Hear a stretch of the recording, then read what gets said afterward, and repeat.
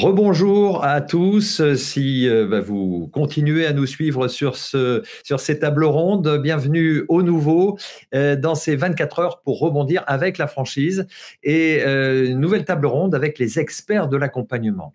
Je reçois et j'ai le plaisir de recevoir sur ce plateau virtuel Corinne Giquel, Thibaut Dugourgeot et Anne-Cécile Benoît. Bienvenue à vous trois. Vous pouvez activer vos micros et j'accueille donc Corinne Giquel. Parce qu'effectivement, on vient de voir avec la précédente table ronde que pour entreprendre avec la franchise, qu'il fallait bien sûr se poser les bonnes questions, comparer les enseignes et surtout se faire accompagner. Corinne Giquel, vous êtes spécialisée, vous, dans la reconversion en franchise des femmes notamment. Expliquez-nous. On vous entend pas. On vous entend pas. Peut-être cliquez sur le petit micro.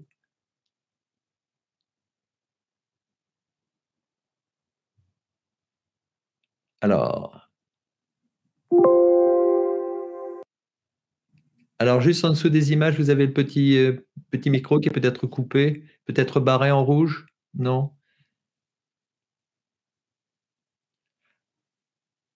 Alors, est-ce que Thibaut nous entend?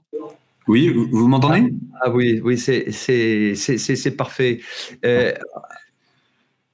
Corinne, toujours pas? Alors, je vais vous laisser la parole, Thibaut. Effectivement, vous représentez un cabinet d'expertise en franchise et cet accompagnement, justement, vous accompagnez notamment des franchiseurs. Expliquez-nous un petit peu ce point, justement, nécessaire d'être accompagné dans sa démarche. Alors, nous, effectivement, moi, je travaille chez Franchise Management en tant que consultant indépendant. Oui. Donc, on accompagne des franchiseurs, donc quel que soit le niveau de maturité du concept.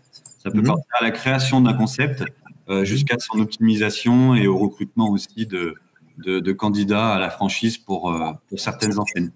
Alors justement, vous êtes effectivement expert et vous avez ce cabinet d'expertise et d'accompagnement des franchiseurs, mais il faut préciser aussi que vous êtes franchisé également, puisque vous avez notamment 3 magasins sous l'enseigne Verbaudet et une franchise aussi sous l'enseigne des meubles Gauthier en Vendée et Verbaudet du côté de Lyon, c'est ça, sur la région lyonnaise. Tout à fait. Tout à fait. Alors, effectivement, vous êtes un petit peu des deux côtés, en tout cas, et justement, en tant que franchisé, cet accompagnement est effectivement confirmé que c'est nécessaire, bien sûr. Oui, tout à fait. Et puis chez Franchise Management, depuis plus de 30 ans, on accompagnait les franchiseurs. Et justement, mon apport, c'était si vous voulez, de procurer au cabinet une vision d'un franchisé et apporter un conseil aux franchiseurs, de savoir un peu comment pouvait penser un franchisé, que ce soit au recrutement jusqu'à l'animation au quotidien dans son activité, quoi. Alors justement, quels sont les points importants de vigilance quand on veut se lancer en franchise? Alors, pour moi, on a vraiment 6 points principaux à tenir compte. Si je peux faire un retour du partage d'expérience par rapport à la création de magasins. La première des choses, déjà, c'est de choisir une activité qui vous corresponde. Parce qu'en fait, vous serez l'ambassadeur de votre marque au quotidien. Vous penserez à votre activité 24 heures sur 24 et vous vivrez à travers elle. Donc, il est vraiment important en fait de choisir. Là, je parle même pas de l'enseigne, mais je parle vraiment de l'activité. Choisir une activité qui soit compatible avec votre personnalité, mais aussi avec votre rythme de vie.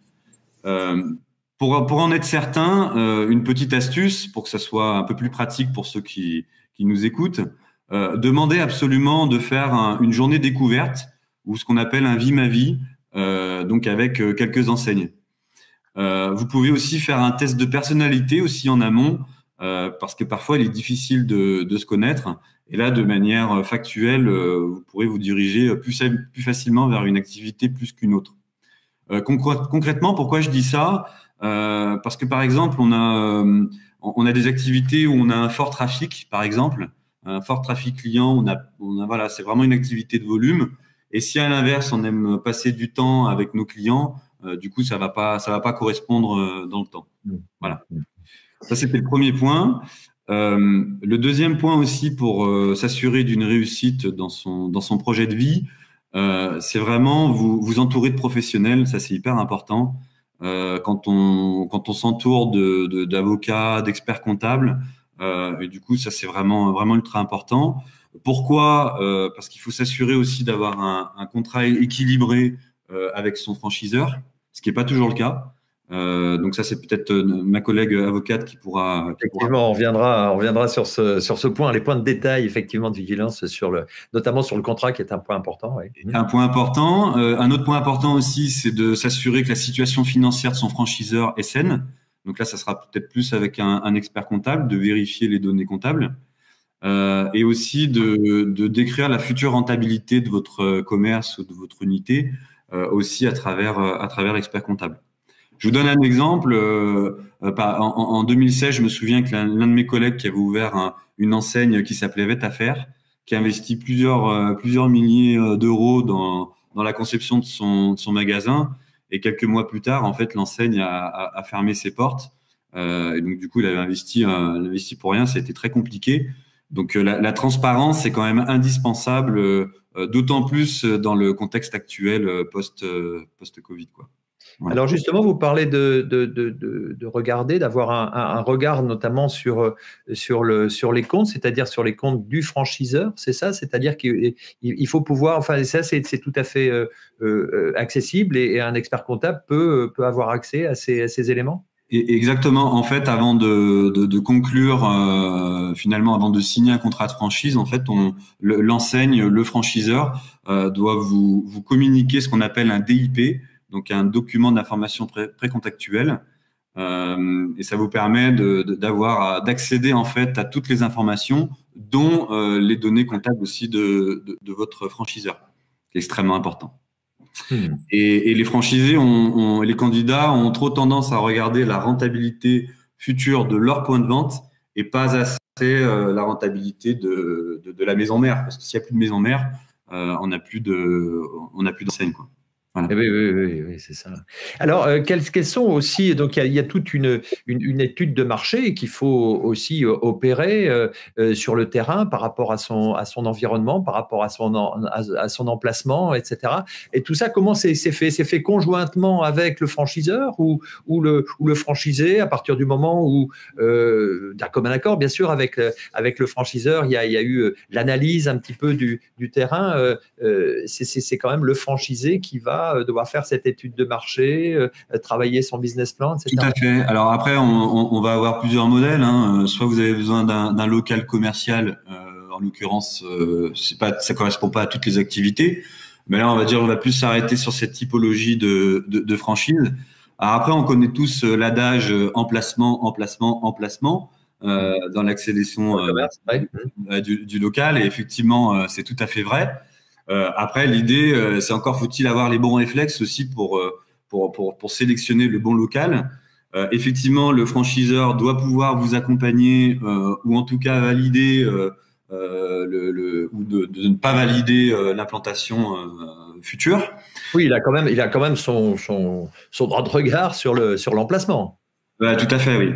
Après, vous avez aussi accès conjointement à des sociétés aussi qui vont, si vous voulez, analyser de façon géomarketing l'emplacement avec des données chiffrées. Après, moi, ce que je conseille de faire et ce que j'ai toujours fait dans l'ouverture de mes commerces, c'est vraiment prendre son bâton de pèlerin et mener son enquête terrain pour obtenir, si vous voulez, les chiffres d'affaires existants dans cette zone-là de vos concurrents, de vos futurs collègues, pour vraiment tâter le pouls au niveau opérationnel, de façon à valider ou pas votre emplacement. Je vous donne un exemple, mais moi, quand j'ai installé mes Verbaudet, par exemple, j'allais prendre le chiffre d'affaires, par exemple, de Gémeaux, admettons, et j'allais le benchmarker par rapport au ranking de son enseigne, et tout ça en faisant 3, 4, 5, 6 magasins différents avec des enseignes plutôt nationales. Et que ça vous permet de voir le potentiel de la zone commerciale. Alors, on voit que justement, certains points sont bien sûr essentiels et fondamentaux hein, dans le cadre de la création en franchise. Corinne Gicquel, on vous a récupéré techniquement avec un micro. Est-ce que vous nous entendez? Et est-ce oui, moi, je vous entends. Voilà, donc c'est parfait. Bon, c'est parfait. À nouveau, bienvenue. Oui. Donc, vous êtes spécialisé aussi dans la reconversion, je le disais en préambule, la reconversion en franchise des femmes notamment. Donc, expliquez-nous un petit peu ce qu'est reconversion en franchise. Ok. Alors, moi, j'aide les femmes. J'ai 15 ans d'expérience dans la franchise. Et puis, j'ai eu un déclic pour m'intéresser aux femmes parce que je me suis aperçue lors d'une journée rencontre que j'ai organisée à Marseille il y a quelques années qu'il y avait que les femmes avaient envie d'entreprendre, qu'elles n'osaient pas, qu'elles voyaient ça comme quelque chose de positif, mais avec des freins, et que pour oser, j'ai trouvé que la franchise, par tout ce côté clé en main, pouvait leur apporter la solution. Donc, mon travail, c'est j'aide les femmes tentées par l'entrepreneuriat, qui n'ont marre de leur travail, qui sont en quête de sens, qui veulent se réinventer, qui ont l'impression d'avoir fait le tour de leur métier, de leur dire oui, c'est possible de changer, oui, c'est possible de se réinventer. Et si vous voulez entreprendre pour exercer le métier de votre choix, avec la franchise, c'est beaucoup plus facile. Donc, tout mon travail est de les guider à travers différents outils que j'ai mis en place depuis quelques temps. Donc, j'ai créé une plateforme qui s'appelle reconversionfranchise.com et j'anime, comme vous, des webinaires, des journées rencontres dans les territoires. Je fais des coachings de franchisés et tout un contenu diversifié pour oser avec des étapes. Les étapes, c'est d'avoir se connaître. Vous parliez de reconversion tout à l'heure, c'est se lancer en franchise. Avant de se lancer en franchise, c'est qui on est. Est-ce qu'on est fait pour la franchise? D'abord, est-ce qu'on est fait pour l'entrepreneuriat? Et donc, il y a vraiment une réflexion intérieure à se faire afin de se dire j'y vais, je vais choisir une enseigne. Alors, là, je parle des femmes parce que les femmes, elles doutent et elles n'osent pas. J'entends souvent dans des coachings, elles me disent « Oh, j'ai passé 15 ans à vendre des boulons, je ne fais que ça, je connais que ça, je ne sais faire que ça. » Or, c'est faux. Voilà. Donc, je pense que, en tout cas, moi, ce que j'apprécie, c'est de les guider, leur donner les avantages et les inconvénients de la franchise et les faire réfléchir pour qu'elles réussissent leur rebond professionnel. Voilà. Et à travers, je vous dis, une panoplie d'outils que j'ai imaginés et que je développe aussi avec des partenaires comme Second Souffle ou comme Franchise Expo et d'autres partenaires. Voilà. D'accord, donc il y a des vidéos, du coaching, vraiment il y a beaucoup de choses. Voilà. Et alors, il y a bien sûr, vous vous adressez en priorité aux femmes, mais les hommes sont les bienvenus aussi. Oui, j'ai 20% d'hommes qui me contactent quand je fais des journées rencontres, comme ça va être le cas là bientôt le 2 décembre en Occitanie. J'ai mis, voilà, les hommes sont bienvenus, j'ai des inscrits. Ce que je cherche à faire savoir, c'est que la franchise, ok, c'est une solution clé en main, mais beaucoup ne la connaissent pas. Il y a eu des préjugés. On pense que la franchise, c'est que du commerce. Or, 54% des franchiseurs sont dans les services aux entreprises et services aux particuliers. Bon nombre de cadres n'y pensent pas. Et ce qui me révolte le plus, c'est que les structures d'accompagnement à la création, les cabinets d'outplacement, de transition de carrière, ne connaissent pas la franchise. Ou la méconnaissent. Voilà. Et donc, moi, j'ai envie de faire, voilà, sauter les verrous et d'expliquer de façon simple, pratique, inspirante de quoi il s'agit. Donc, vous éclairez justement ces personnes sur la thématique vraiment de l'entrepreneuriat proprement dit. Hein, c'est vraiment de travailler sur cette posture. On en reparlera encore toute cette journée de la posture entrepreneuriale. Et puis, c'est aussi l'esprit réseau. Oui, pour moi, la franchise, et puis avec la Covid, les franchiseurs l'ont bien démontré. Il y a vraiment un collectif, une collaboration entre les franchisés et les franchiseurs. Alors, attention, tous les réseaux ne se ressemblent pas, mais un bon réseau, et si on fait bien son enquête, comme a dit tout à l'heure Thibaut, en posant plein de questions aux franchiseurs, en faisant des périodes d'immersion, il y a des étapes pour entrer en franchise. On n'y va pas comme ça, quoi. Il faut réfléchir à son projet. Le collectif est très important. Les franchisés, c'est une force. Par contre, ce que je remarque souvent, c'est que des femmes qui étaient, je dis des femmes parce que c'est souvent celles que j'ai au téléphone, qui ont passé X années dans des entreprises, se disent tiens, je veux rejoindre un réseau parce que j'ai l'impression, c'est comme si j'étais salariée. Non. il faut regarder le sujet. On n'est pas salarié, on participe à un collectif, plus ou moins en fonction de qui on est, puisque le franchiseur propose d'intégrer des commissions pour différentes cellules, marketing, communication, développement et autres. Mais on est un entrepreneur.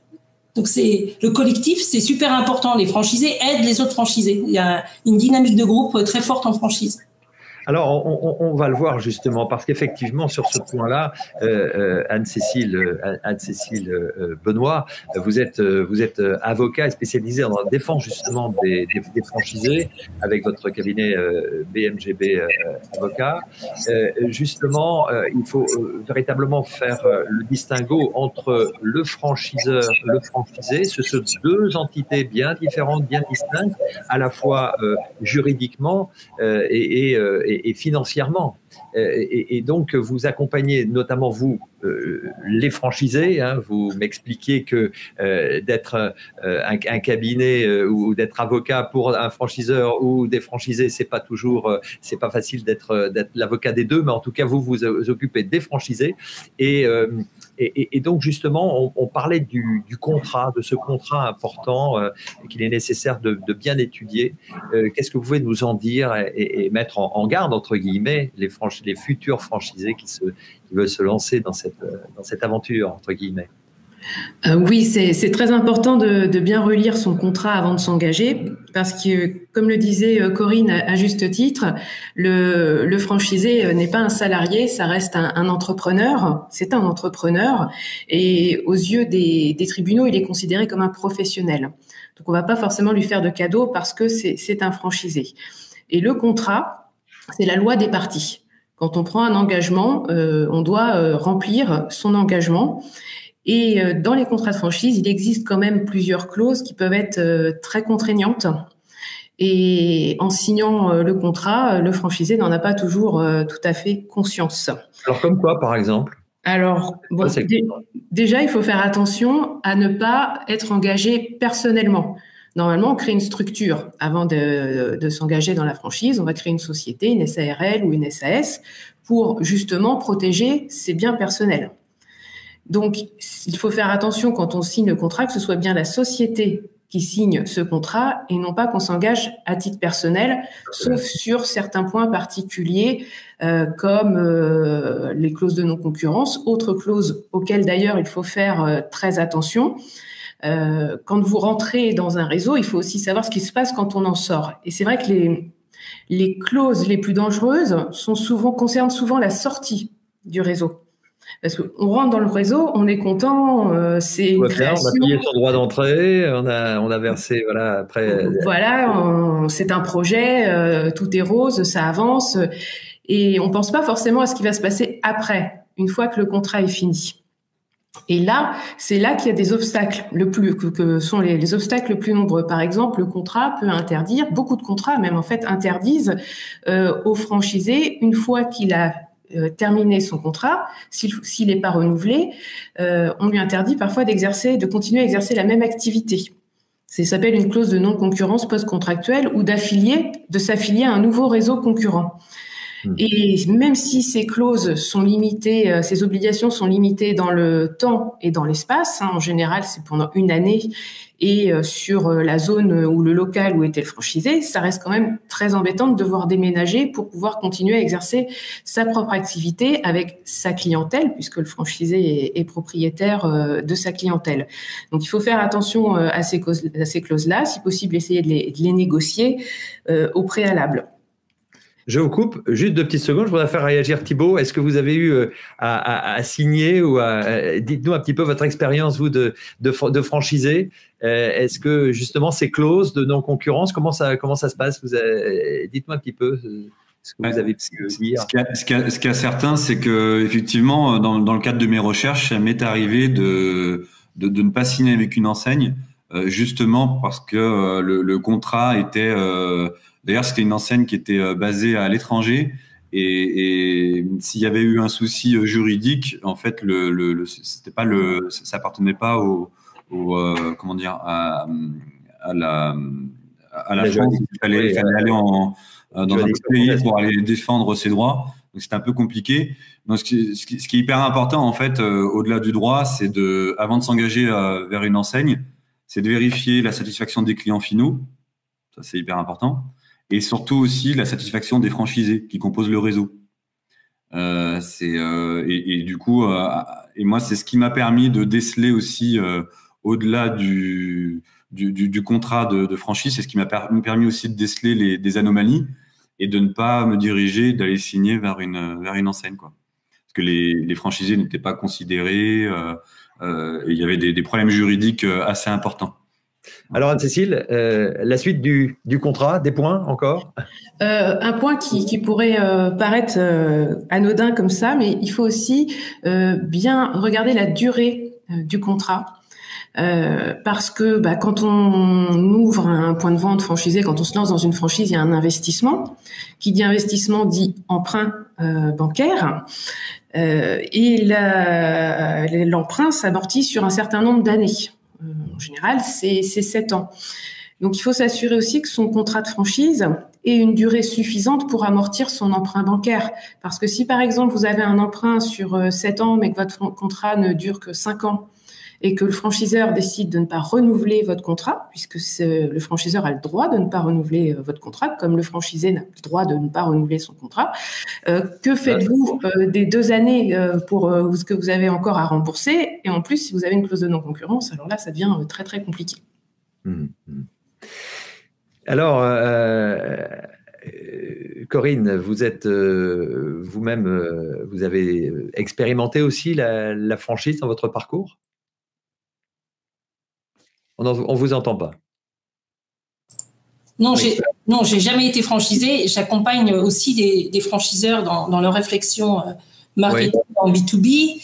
Et surtout, je suis en contact avec des franchisés, puisqu'en fin de compte, tout mon ADN repose aussi sur ce que j'appelle moi les coulisses de la franchise, et faire parler ces femmes qui, comme Thibaut, se sont lancées un jour et donnent des conseils bienveillants et racontent leur parcours et pourquoi elles ont choisi d'entrer en franchise, c'est quoi leur métier au quotidien.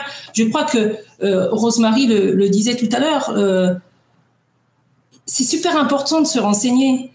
Bon nombre de personnes se disent « Tiens, je vais aller dans les services à la personne ». Mais qu'est-ce que ça veut dire, quoi? C'est quoi le métier exactement? Est-ce que je vais manager des personnes?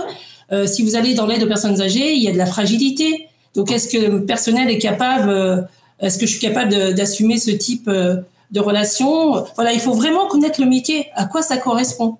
Parce qu'il y a une franchise par hasard, comme on choisit dans un rayon. Moi, je pense pas, parce que c'est vrai qu'il y a cette histoire de contrat, c'est hyper important. Après, on met quand même nos ressources, notre famille. C'est une réimplication pendant 5 ou 7 ans, voire plus. Donc, il est important de choisir quelque chose en adéquation avec soi-même. Et même pour le franchiseur. C'est-à-dire que si une personne rentre, parce qu'on est un peu forcé pour qu'elle rentre, mais qu'elle se sent mal dans le réseau, non seulement ce sera entre guillemets un mauvais élément, mais ça ne va pas créer une dynamique pour le groupe. Donc, c'est important. Moi, j'aime bien parler de marque employeur, même si c'est une franchise, ou de marque franchiseur. C'est-à-dire, il faut que l'ensemble du collectif ait les mêmes valeurs et partage la réflexion, la stratégie, le mode de fonctionnement du franchiseur. Sans ça, ça peut pas marcher. Et par contre, vous avez des franchisés comme Thibaut ou d'autres qui démultiplient les points de vente parce que ils s'éclatent, hein, tout simplement. Ils sont fiers de leur appartenance et ils deviennent multi-franchisés. Alors Anne-Cécile, est-ce que vous organisez, est-ce que vous êtes prête à recevoir des personnes qui, avant de signer un contrat, viennent vous rencontrer pour être justement, en tant qu'experte, de pouvoir recueillir toutes vos informations, vos mises en garde quelque part sur la future signature? Bien sûr, nous on encourage les gens qui veulent se lancer dans un projet de franchise à venir consulter un avocat avant. C'est important de bien connaître, de savoir où on met les pieds aussi et de comprendre son contrat. Donc on fait, nous au cabinet, régulièrement des consultations, justement, on accompagne des franchisés régulièrement et on est très content de le faire parce qu'on a aussi malheureusement des gens qui viennent nous voir parce qu'ils ne sont pas fait accompagner au préalable et là, malheureusement, il est trop tard. Donc, non, il faut oui, alors, vous dites c'est important. Vous dites qu'il est trop tard parce que Alors, il faut le mentionner ici, on se dit tout aujourd'hui, hein, tout n'est pas forcément rose, et parce que des arnaques existent aussi. Ça existe évidemment comme partout, hein. La franchise, ça reste, on voit le succès de la franchise dans tous les centres-villes. Vous vous baladez dans n'importe quel centre-ville en France aujourd'hui, ce sont essentiellement des commerces franchisés. Ça a permis vraiment le développement, l'emploi, donc c'est très important. Mais évidemment, comme tout ce qui marche, ça attire aussi parfois des personnes pas toujours très honnêtes ou consciencieuses. Et certains ou des personnes qui, pas forcément avec une mauvaise volonté non plus, vont se lancer dans le développement d'une enseigne sans être prêt ou sans s'en donner les moyens. Parce que il faut s'assurer aussi que son franchiseur a les moyens de ses ambitions et d'animer son réseau, de continuer à le développer, etc. Donc, de temps en temps, ça a été évoqué par Thibaut tout à l'heure, effectivement, il y a des franchiseurs qui ferment après avoir encaissé quelques droits d'entrée, ferment très rapidement et les franchisés se retrouvent tout seuls. Alors, il y a un point aussi important, on l'a vu, notamment vous évoquiez les commerces, c'est le local. Alors là aussi, c'est un point de vigilance, en tout cas, c'est un sujet que vous abordez aussi, vous, avec les personnes qui viennent vous voir, notamment sur la négociation du bail, etc. Oui, parce qu'il faut s'assurer que son loyer commercial n'est pas trop important par rapport au chiffre d'affaires qui sera réalisé dans le point de vente.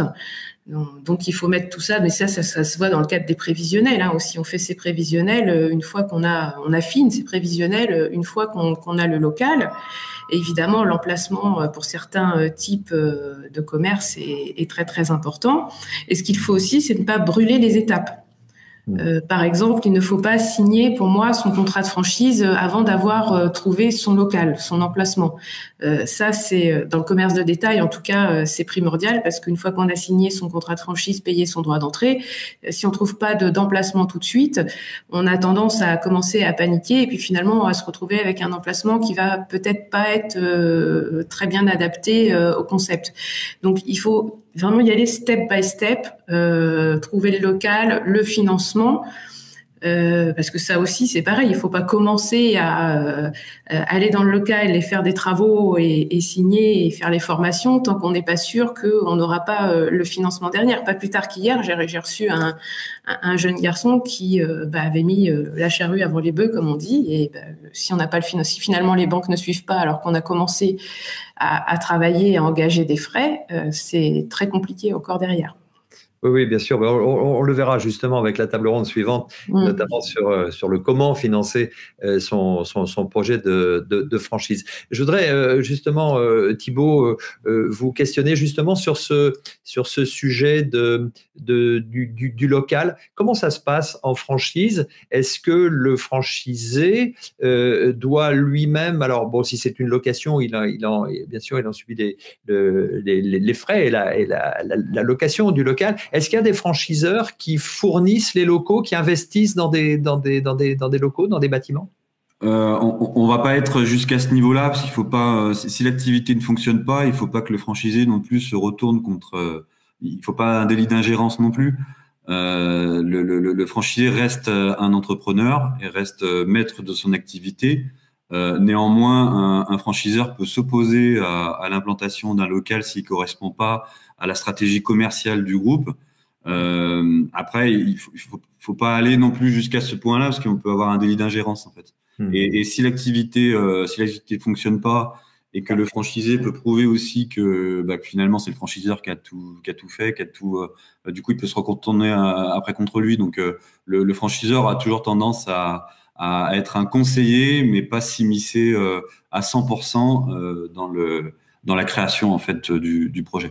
Voilà. Alors dans ces projets de franchise, et on le verra encore aussi tout au long de cette journée, c'est une formidable opportunité aussi dans certains secteurs, service à la personne ou la restauration, d'embaucher aussi du personnel. Anne-Cécile nous parlera peut-être justement de ce point-là aussi, de l'accompagnement et notamment de la vigilance sur la rédaction des contrats et tout l'aspect effectivement social. Mais comment ça se passe notamment pour vous, Thibaut, dans vos activités, dans vos magasins notamment, ces contrats qu'il faut aussi, enfin ces embauches qu'il faut assurer. Là, c'est comme dans toute entreprise, mais il y a cette possibilité, parce qu'il y a effectivement dans la franchise, il y a plusieurs tailles évidemment. Il y a quelquefois des franchises où on peut être souvent, ou démarrer en tout cas seul son activité. On le verra encore aussi aujourd'hui avec juste une ou deux ou trois personnes. Par contre, il y a d'autres secteurs qui peuvent être quasiment exponentiels avec l'embauche de beaucoup de salariés. Oui, alors tout à fait. Alors, après, ce qui est important de prendre en compte, c'est qu'on est tous humains, et même si on est un jour entrepreneur, on a droit à des congés. Il faut aussi prendre son temps aussi. C'est le fameux équilibre vie pro et vie perso. Ce que je veux dire par là, c'est que vous ne serez pas toujours dans votre point de vente. Donc effectivement, enfin, tout dépend du concept, mais globalement, sur certains concepts, vous ne pourrez pas être à 24 heures sur 24 sur votre point de vente. Donc il est hyper important de bien choisir ses équipes et de se faire aider aussi surtout sur les postes à forte valeur ajoutée. Il est peut-être important sur certains profils de postes de faire appel à un cabinet de recrutement spécialisé. Dans tous les cas, moi, ce que je fais, la petite astuce dans le recrutement, c'est que systématiquement, je fais un contrôle de référence. Si je peux pas faire de contrôle de référence, je prends pas, surtout au démarrage d'activité, parce qu'il faut prendre un minimum de risque au démarrage. Alors, Corinne Giquel, justement, sur ce point des embauches, comment parlez-vous à ces femmes, notamment, qui se lancent en franchise, sur le recrutement, justement, des collaborateurs, collaboratrices, sûrement aussi? Alors, moi, j'essaye de leur prendre conscience. Je reviens toujours en arrière sur se connaître et cette notion de management. Est-ce que j'ai envie, dans ma future vie d'entrepreneur, de gérer du personnel? Certains disent oui, certains disent non, parce qu'ils en ont eu trop, ils en ont trop géré. Voilà, donc moi, à un moment donné, mon rôle s'arrête. C'est-à-dire que moi, j'essaye de les éclairer sur les métiers qui existent. C'est quoi le rôle d'un franchisé, d'un franchiseur? Comment on choisit son enseigne et comment on peut réussir? Et il y a et je remarque que beaucoup ne se posent pas toutes les bonnes questions pour se dire j'y vais ou j'y vais pas, et si la franchise est faite pour moi. Donc, dans certains cas, la franchise, elle n'est pas faite pour eux, quoi. Je veux dire, donc le management, oui, dans certains secteurs, ça génère de l'emploi, mais mon rôle va s'arrêter à un moment donné. En tout cas, voilà, pour moi.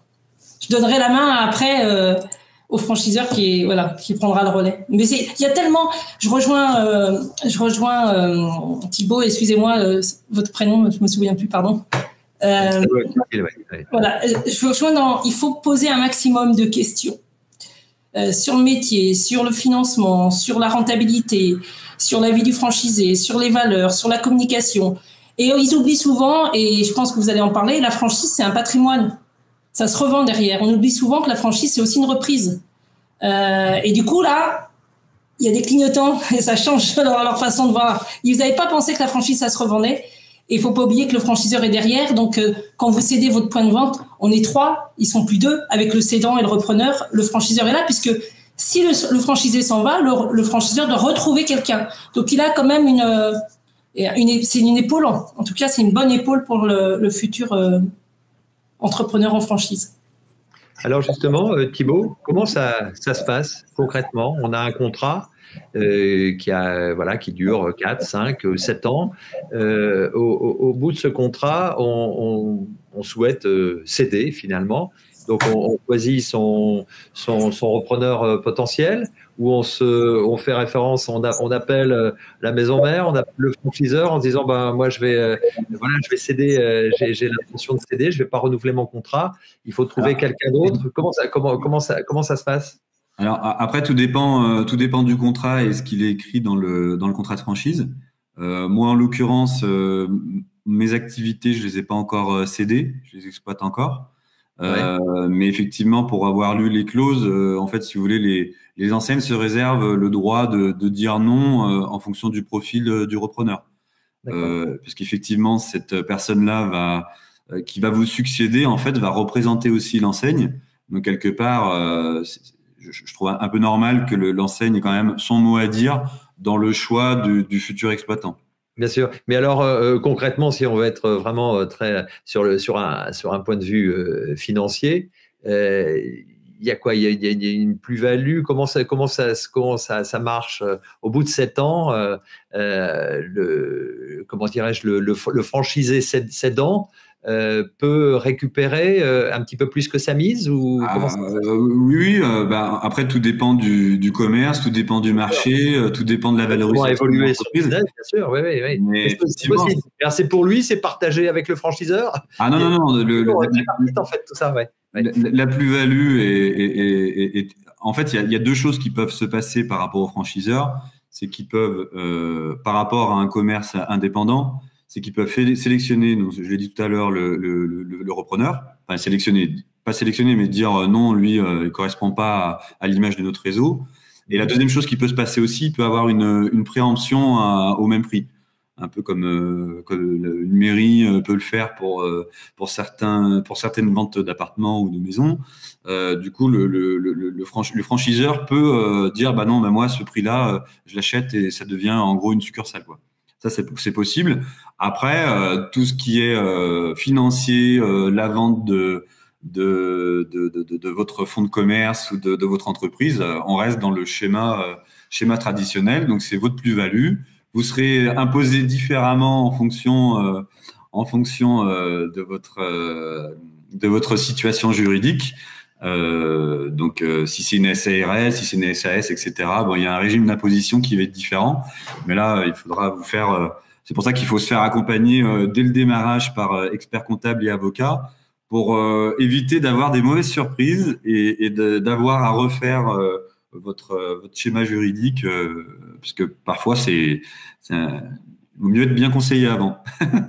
Alors justement, Anne-Cécile, Benoît, tout ce montage-là, ça peut prendre du temps et c'est bien sûr, on l'a compris, nécessaire, mais vous êtes là en essayant de mettre vraiment le doigt sur tous les points importants de l'ensemble de cette démarche de création.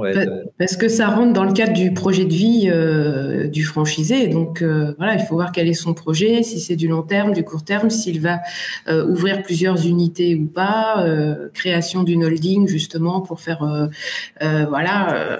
petit peu essayer d'optimiser fiscalement les choses et penser, encore une fois, faut anticiper, c'est très très important, et anticiper à la revente plus tard pour ne pas se retrouver avec une imposition sur la plus-value énorme. Donc voilà, tout ça effectivement, ça se prépare en amont. Un montage financier à bien préparer effectivement. Oui.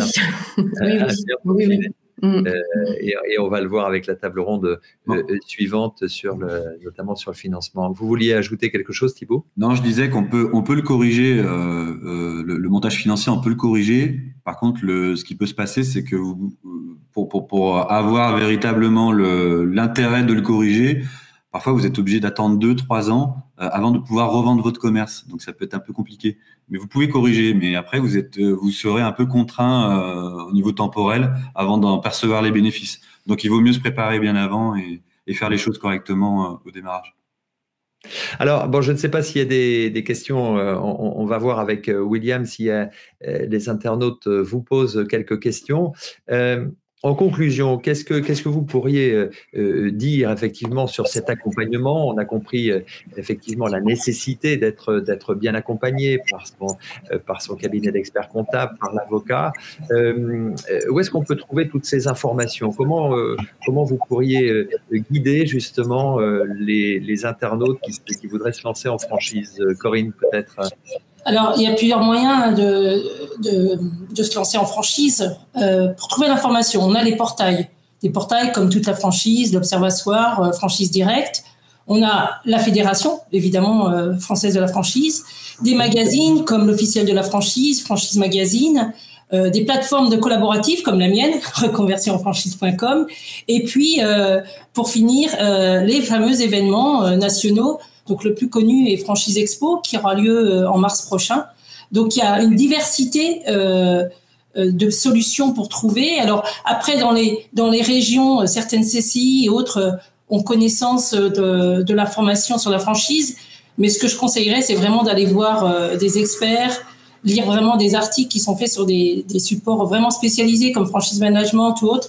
Parce que l'information, je trouve qu'elle est erronée et qu'il y a des choses qui sont pas vraies sur la franchise. La franchise a évolué. Alors, c'est vrai que je suis une militante pour la franchise parce que je trouve que c'est formidable qu'on a bien choisi son métier, son enseigne.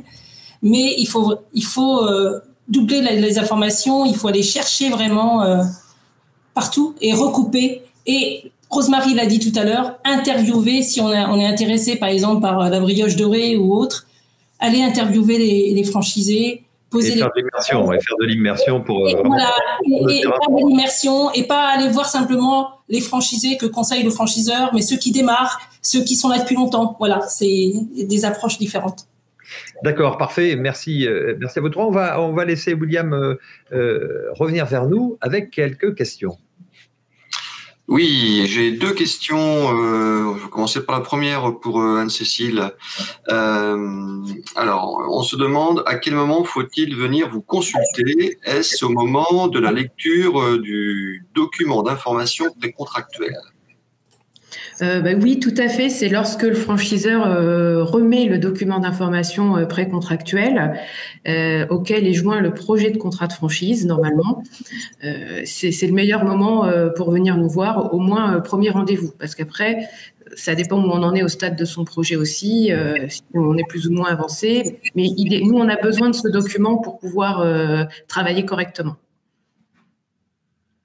Bien, merci. Et une question pour Thibaut.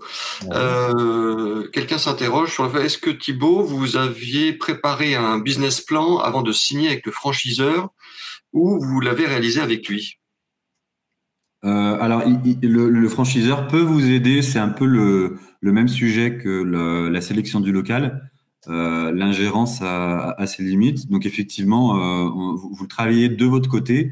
Et ensuite, vous pouvez le partager avec vos franchiseurs pour avoir sa vision aussi en fonction des coûts aussi moyens de l'enseigne, les coûts d'installation, la masse salariale, etc. Parce que lui, il aura un accès aussi à l'information plus précis par rapport à son activité, par rapport à son enseigne. Donc, ça se fait plutôt conjointement. Très bien. Bon, écoutez, je pense qu'on a répondu. Enfin, vous avez répondu surtout. J'ai plus de questions pour le moment, Frédéric. D'accord, parfait. J'en profite tant que j'ai la parole pour signaler que Corinne Giquel sera la semaine prochaine, si je ne me trompe pas, jeudi 2 décembre, c'est bien la semaine prochaine. Je vous l'ai mis dans le chat, mais si vous n'avez pas le temps de le voir, voilà, Corinne sera la journée rencontre. À la CCI à Blagnac, à la CCI d'Occitanie. C'est un salon virtuel et en présentiel. Donc, si vous avez encore plein de questions sur la franchise, vous pouvez, et que vous êtes dans le coin, vous pouvez venir la rencontrer. Merci. Ou vous connecter en visio. Voilà, il faut préciser aussi que cet événement est en partenariat avec Second Souffle. Il faut le préciser. Voilà. Écoutez, on arrive à la fin de cette table ronde. Merci beaucoup à vous trois d'avoir témoigné dans cette table ronde. On a vu que l'accompagnement était évidemment nécessaire et primordial, et notamment avec les différentes structures et les cabinets d'avocats et les cabinets d'expertise, à la fois pour les franchiseurs ou pour les franchisés, et de bien lire les contrats avant de signer. Voilà, merci à vous, et puis on se retrouve dans quelques minutes à 12h30 jusqu'à 13h15 pour justement parler du financement du projet de création. Et entre-temps, vous pouvez très bien vous continuer à vous balader dans le salon virtuel en allant voir les partenaires, donc les stands, le fil de discussion, si vous voulez discuter entre vous aussi, voilà. Voilà, le petit onglet partenaire pour aller sur les stands et le petit onglet session pour aller voir les différentes conférences et continuer à nous écouter. Voilà, à très bientôt. À très vite. À bientôt. Merci. Merci à vous.